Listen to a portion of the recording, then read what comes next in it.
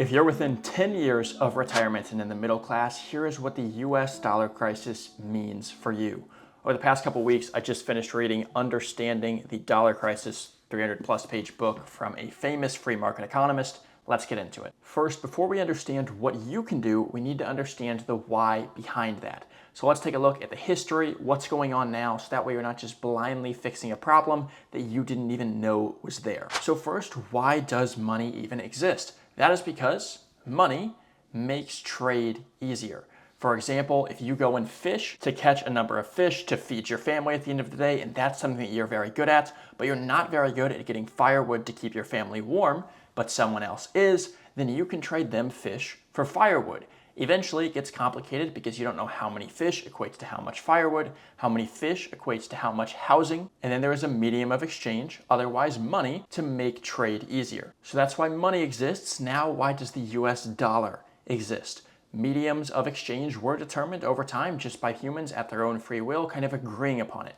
Cocoa beans, cigarettes in prisons, for example, copper, silver, gold, all of these were created by people by their own free will. The government then creates their medium of exchange, the dollar, which at its initiation did have good intent. It made it to where people aren't having to lug around metals, weighing them to make sure the weights are accurate, and trading that way. So this was a valuable service. The problem is they can create more at their own will, and of course we know they do. And that is the main problem we're going to be looking at here. Inflation.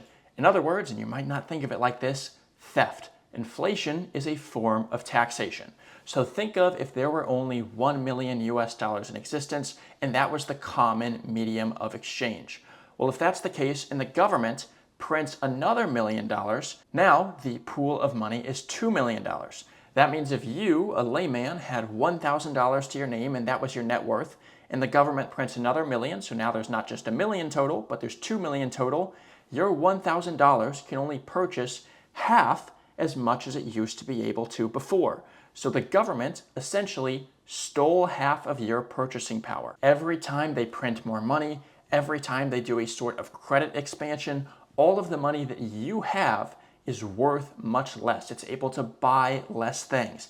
This is something that's been warned about from the earliest good and real economists. Now I want to put a caveat in there. This is one that is considered a good economist by a lot of conservative or free market economists. Nowadays, if you go on Yahoo Finance or any sort of news sites, they always seem to be saying, economists say, and then they treat whatever they say or whatever their conclusion is like it's dogma, it's infallible, there's no questioning it because the economist said it. However, they're just ridden with fallacies. Again, the more conservative and more free market type economists have warned about this since the beginning. So here's a quote from Webster. This is in the 1700s, wrote against inflation during the Revolutionary War, again, way back in time, but he says, money in a state is like salt in cookery. Some of it is very necessary, but too much of it spoils every dish and renders the whole dinner unsavory to the taste and hurtful to the health. If we keep inflating more money, not only are we stealing from the citizens because the money that they have is worth much less, but eventually inflation cannot be permanent. It has to end. Because what if the government keeps inflating and that keeps compounding, as exactly what's been happening for the past as long as we can remember? What happens when we have a pool of this much money here? Now I just put a ton of zeros there,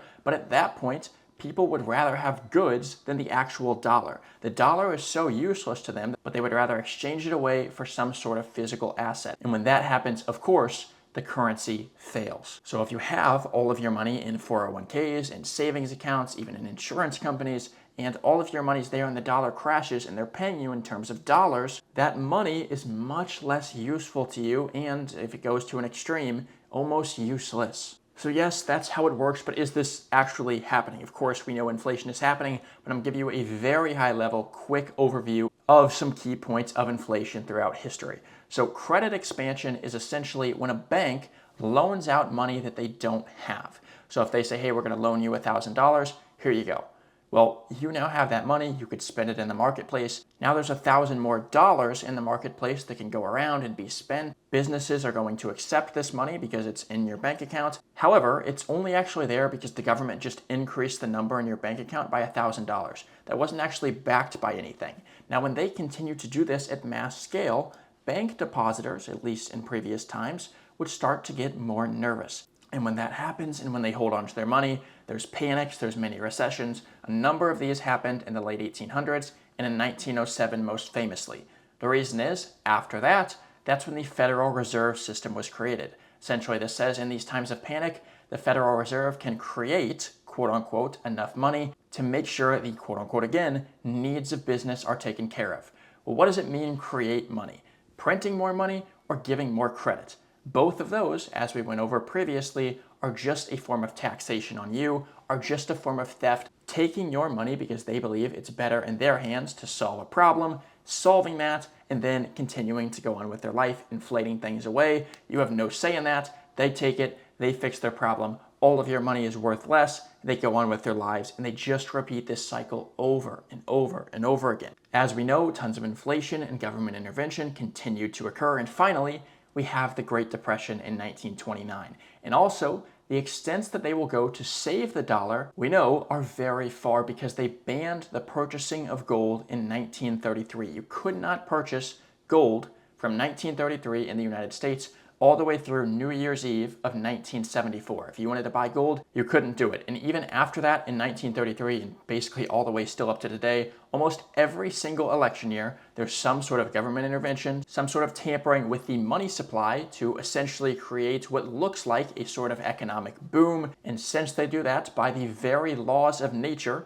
for example, 2 plus 2 will always equal 4. When you do that, when you make some sort of intervention and inflate things away, of course, there might look like there's a nice boom in the beginning for a certain group of people, but for another group of people and over a long enough period of time, there's also going to be a little bit of a fall that has to happen. So they always do this little boom here. Everyone thinks, wow, the economy is doing well. Let's go ahead and re-elect this president. They fall for it every single year. We still do today. And afterwards, every single time, inevitably, without fail, because it has to, it's nature, there is some sort of fall right afterwards, but that party got to keep office. An example of this is in 1950 under Truman, he wasn't able to convince Congress to endorse price and wage controls because they were in a time of peace. So what does he do? Well, he technically didn't go to war, he didn't call it that, but he sends our troops into Korea. They no longer view it as peacetime. He starts getting his inflation and his government intervention. Things look like they're doing better, and everything's good. Don't really question it. But at that same time, where it looks like our economics or our financial situation are doing much better, our troops are off in Korea dying as a result of that. So the extent that politicians will go to be able to find reasons to continue with government intervention, to continue to inflate things, usually well-intentioned, is incredibly far, and they come up with these ways to hide it. Instead of just raising the tax rates to 90%, which they have done before, by the way, they usually are just going to inflate it away. Instead of asking the citizens, hey, we're going into a war, this is a crisis, were you guys willing to pay extra in taxes? Straight up, we're just asking you for it because we need to be able to defend our country. They won't do that. They're too timid to do that. Instead, they just inflate it away and do it behind our backs. Today, of course, national debt is spiraling out of control. It's currently over 36.9 trillion. Neither party really proposing any solution to this. Reason being, it's kind of political suicide to do that.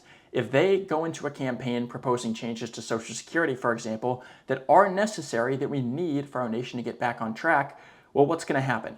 All of the people that are receiving Social Security, they're going to say, yeah, I might understand what he's saying, and I know that it's necessary, but I want my check. I'm not going to be around here for very much longer. No way I'm voting for a reduction in benefits that I'm going to get that are going to affect me. I had to pay in Social Security when I was working, so now that I'm retired, I want my Social Security. So really, it's just not touched upon because they know if they do, they almost lose all of those votes immediately. That's why so many economists say the only way out of the situation that we're currently in is simply through education. Because if the audience is not educated, they will not be on board to go with a certain political candidate's agenda and realize, hey, look, this is going to be hard for all of us, but we got to do it, and we understand he sees the long-term play for our country. If that's not the case, well, people are not going to vote for them because they want their Social Security checks and other things like that. And a quick book recommendation, if you want to go deeper into all of this, I got a lot of it from here, is that Understanding the Dollar Crisis by Percy Greaves. If you're into economics, especially free market economics, you probably know Mises. Percy Greaves was a student of his in the Forewords by Mises. So again, if you want to learn more, check out that book. Conveniently, the book is a series of lectures, and they ask questions and answers afterwards. And the very last question in the book, someone asks, on safe savings. They ask this to Percy Greaves, the lecturer. In your opinion, what is the safest way to save in the long run today? Keep in mind, this was in 1973. And here's what he says. That is a question People ask me regularly. As mentioned in answer to an earlier question, everyone is interested in trying to improve his situation. For most of us, that means trying to remove our uneasiness about inflation. This is a part of everyone's problems, it's a part of his as well. Perhaps one of the most important conclusions to be drawn from these lectures is you cannot save yourself if the society goes down.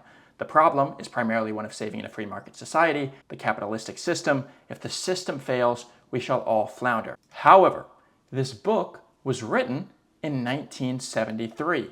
That means, because we know that gold was banned from buying from 1933 all the way through New Year's Eve to 1974, at the time he gave these lectures and at the time he answered that question, you couldn't buy gold. Now, you can. So a potential hedge against a very inflationary environment are things that tend to hold their purchasing power better. So a couple things most common are gold or things like Bitcoin. And when you're using it like this, it's not really meant to be a sort of investment. It's rather a chaos hedge against a future crisis. Now I tend to know a bit more about gold than I do Bitcoin just with its history and whatnot. But also a good friend of mine and best-selling author, Steven Spicer, he wrote the book Stop Investing Like They Tell You. I'll link his channel below if you want to check it out. Pointed out to me that that's what worries him about Bitcoin. But a potential concern that he has with things like Bitcoin or with gold that's not physical is that we saw what they did between 1933 and 1974. They simply banned buying those things to save the dollar. So the extent that they will go to save the dollar we know is very far. For that specific reason, we don't know. What if they do try and ban Bitcoin? That doesn't look like it's going to be the case at all, but in the future, that is a potential concern. And for that reason, you can actually buy pre-1933 gold coins, just an option that you have. A lot of people, depending on who you ask, will say between 5 to 15%. Steven says between 8 and 12% of your portfolio could be some sort of chaos hedge. Again, it's going to depend situation to situation. None of this is advice, but hopefully you found this video helpful. If you did, leave a comment below. What are your thoughts on the current dollar crisis and inflationary system? What are you doing to protect yourself against hyperinflation? Subscribe. I release videos twice a week for US residents within 10 years of retirement who are looking for peace of mind, guarantees, aren't big fans of keeping money going up and down in the stock market. If that's you, subscribe, and I will see you in a future video.